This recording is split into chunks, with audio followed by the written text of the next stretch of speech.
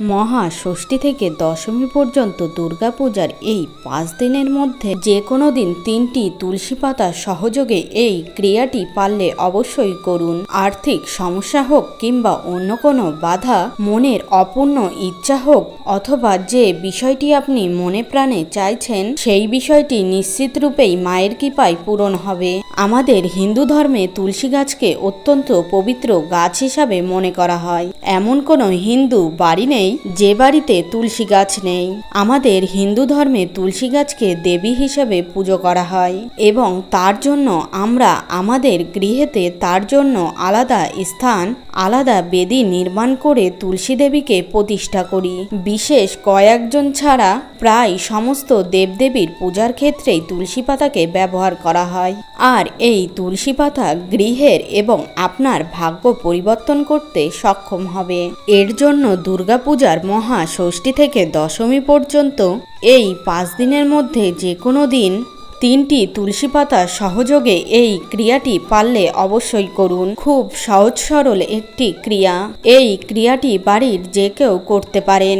এই ক্রিয়াটি কিভাবে সম্পন্ন করতে হয় আজ এই ভিডিওতে আপনাদের সামনে এই বিষয় নিয়েই বিস্তারিত আলোচনা করব। আশা করি এই ভিডিওটি আপনাকে সমৃদ্ধ করবে। নমস্কার, পূজাঘর চ্যানেলে নতুন একটি ভিডিওতে আপনাদের সকলকে স্বাগত।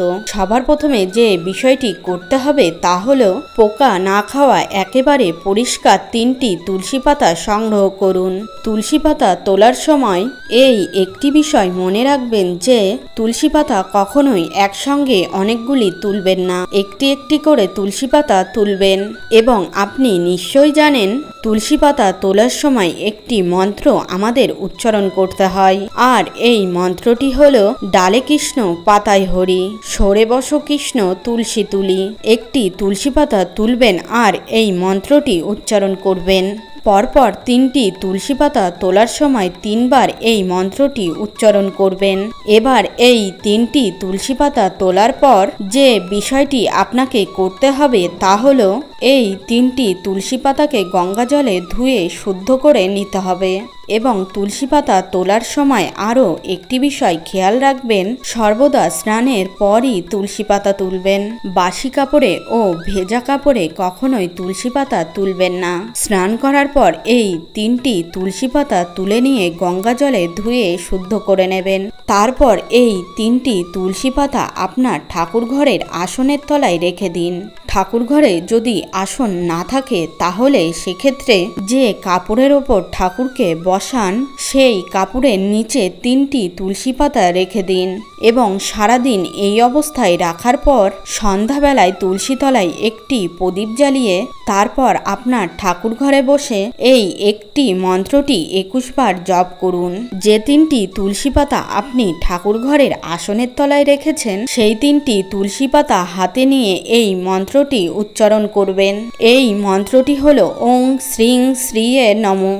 এই মন্ত্রটি যে কোনো প্রকার আর্থিক বাধা বা আর্থিক সমস্যা দূর করতে সাহায্য করে। মন্ত্রটি উচ্চারণের পর আপনার মনের প্রার্থনা মায়ের উদ্দেশ্যে ব্যক্ত করবেন। মনে রাখবেন এই সময় আপনি মায়ের উদ্দেশ্যে 3টি প্রার্থনার কথাই ব্যক্ত করতে পারেন। 3টির বেশি প্রার্থনা ব্যক্ত করবেন না, কারণ মনের মধ্যে একই সময়ে অধিক ইচ্ছা থাকে তাহলে বাস্তবে কোনো ইচ্ছা প্রার্থনা কিন্তু শেষ পর্যন্ত পূরণ হয় না। তাই অবশ্যই যখন প্রার্থনা করবেন সর্বদা 3টি বা তার কম প্রার্থনা করবেন। প্রার্থনা সম্পূর্ণ হয়ে যাওয়ার পর হাতের যে তুলসী পাতা সেই তুলসী পাতা আপনার মাথার বাম দিক থেকে ডান দিকে স্পর্শ করিয়ে সেই 3টি তুলসী পাতাকে আপনি যে ঘরে ঘুমান সেই ঘরের বালিশের তলায় রেখে দেবেন। যদি সন্ধ্যাবেলায় এই ক্রিয়াটি না করতে পারেন তাহলে রাতের বেলায় শুতে যাওয়ার আগেও আপনি এই ক্রিয়াটি করতে পারেন। এক্ষেত্রে মায়ের উদ্দেশ্যে মন্ত্র উচ্চারণের পর আপনার মনের 3টি প্রার্থনা ব্যক্ত করে উক্ত তুলসী পাতাটি আপনার বালিশের তলায় রেখে দিয়ে ঘুমিয়ে পড়বেন। পরের দিন সকালে উক্ত 3টি তুলসী পাতার একটি পাতাকে একটি কোটোর মধ্যে ভরে রাখবেন এবং সাবধানে ঘরের যে কোনো একটি স্থানে রেখে দিন। আপনি প্রয়োজনে ঠাকুর ঘরেও রেখে দিতে পারেন।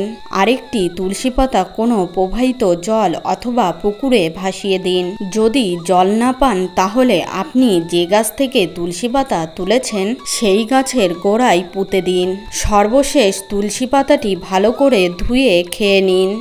এই ক্রিয়াটি আপনি যেদিন থেকে শুরু করছেন সেই দিন থেকে টানা 21 দিন যদি করতে পারেন তাহলে সেক্ষেত্রে খুবই ভালো হয়। তা যদি সম্ভব না হয় তাহলে দুর্গাপূজার কয়েকদিন এই ক্রিয়াটি পারলে অবশ্যই করুন। আর তাও যদি সম্ভব না হয় তাহলে দুর্গাপূজার এই মহা ষষ্ঠী থেকে দশমী পর্যন্ত যে কোনো একটি দিন এই ক্রিয়াটি অবশ্যই করুন। এই ক্রিয়াটি করার মাধ্যমে যেমন আর্থিক বাধা দূর হয়, ঠিক তেমনি সমস্ত নেগেটিভিটি চিন্তা মাথা থেকে চলে যায়, জীবনে আর্থিক উন্নতি ঘটায় এবং সৌভাগ্য আপনার নিত্য সঙ্গী হয় এবং পারিবারিক দিকে সুখ এবং শান্তি বজায় থাকে এবং দাম্পত্য জীবন সুখের হয়। মনে যদি কোনো দুশ্চিন্তা থাকে তাহলে তা চলে যায়, খারাপ স্বপ্ন দেখাও বন্ধ হয়ে যায়। তবে একটি বিষয় মাথায় রাখবেন, আপনি যা কিছুই করবেন পূর্ণ বিশ্বাসের সঙ্গে করবেন, নিশ্চিত রূপেই আপনি এর ফল পাবেন। আশা করি এই ভিডিওটি আপনাকে সমৃদ্ধ করেছে। সকলে ভালো থাকুন, সুস্থ থাকুন। দুর্গাপূজার প্রত্যেকটি দিন আপনার ও আপনার পরিবারের সুখ, শান্তি, সমৃদ্ধি নিয়ে আসুক এই কামনা করে আজকের মতো ভিডিওটি এইখানেই শেষ করলাম। নমস্কার, ধন্যবাদ। ঈশ্বর আপনার মঙ্গল করুক।